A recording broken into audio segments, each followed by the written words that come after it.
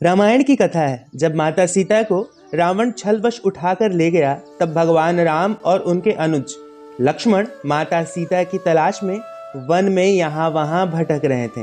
तभी उन्हें किसी वन में नदी के तट पर माता सीता दिख जाती हैं। लेकिन भगवान राम उन्हें माता कहकर संबोधित करते हैं। जैसे ही राम के मुख से माँ शब्द निकलता है, वैसे ही माता सीता की तरह दिखने वाली वह स्त्री वहां से अदृश्य हो जाती है। आखिर कौन थी वह स्त्री जिसे देखकर भगवान राम के मुख से माँ का उच्चारण निकला और वो अदृश्य क्यों हो जाती है?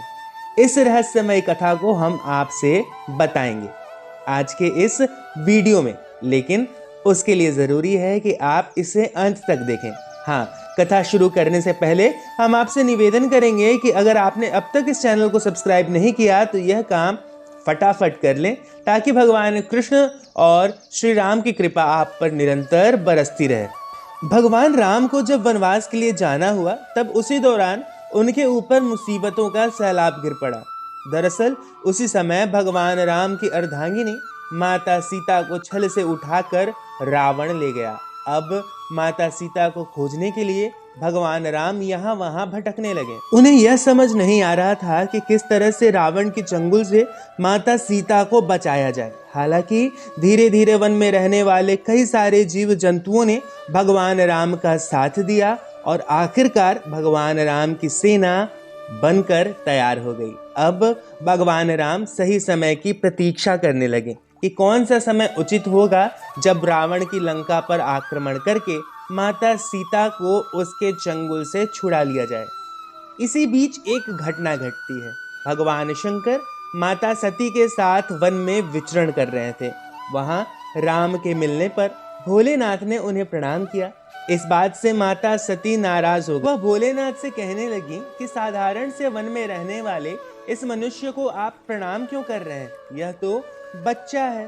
तब भोलेनाथ ने कहा कि आप इन्हें पहचानने में भूल कर रही हैं, यह भगवान विष्णु है। लेकिन सती बोली, भोलेनाथ, मैं आपके बात को सच नहीं मानती।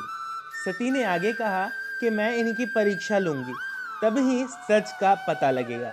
ऐसा करने से भगवान शिव ने माता सती को मना किया, लेकिन वे नहीं मानी। एक दिन भगवान राम की परीक्षा लेने के लिए रास्ते में सती जी सीता माता का रूप धारण करके बैठ जाती हैं। जब लक्ष्मण उन्हें देखते हैं तो श्री राम से कहते हैं कि भैया यहाँ देखो, भाभी बैठी हैं। तभी भगवान राम उन्हें पहचान लेते हैं और लक्ष्मण से कहते हैं कि यह माता सती हैं।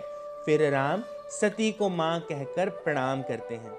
कुछ ही देर बाद सती जी को चारों तरफ भगवान राम और लक्ष्मण सीता समेत दिखने लगती हैं।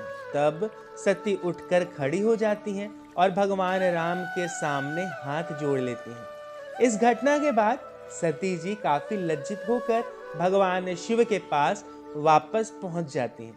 जब शिव ने पूछा तो माता सती मिथ्या यानी कि झूठ कहती हैं और बताती हैं कि स्वामी, मैंने भगवान राम की कोई परीक्षा नहीं ली और वहां जाकर आपकी तरह मैंने भी उन्हें प्रणाम किया।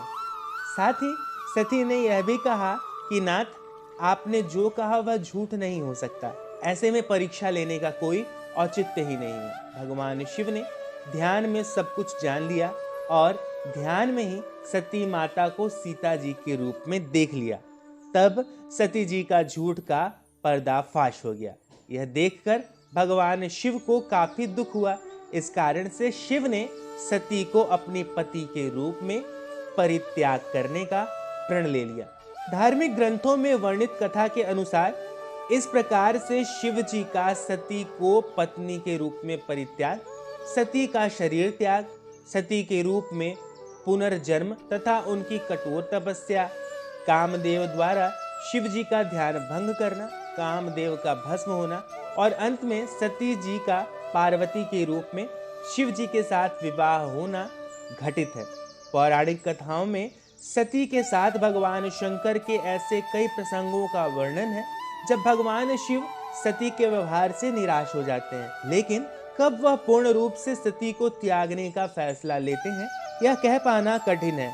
ऐसे कई कथाओं का वर्णन हमें ग्रंथों में मिलता है, और मिले भी क्यों ना, यह तो हमारा सनातन धर्म ही कहता है कि हरि अनंत हरि कथा अनंता, कहीं सुनहि बहुविधि सब संता।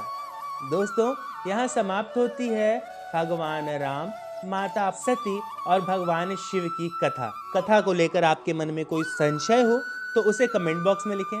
कथा अगर आपको अच्छी लगी हो तो इसे अपने दोस्तों, बंधु बांधवों व मित्रों एवं परिजनों के साथ साझा करें। हाँ, इस नेक कार्य में आप किसी भी तरह से हमारी सहायता करना चाहते हो तो स्क्रीन पर दिए गए नंबर पर आप अपनी आर्थिक सहायता हम तक भेज सकते हैं। अब अगले वीडियो तक के लिए दीजिए हमें इजाजत।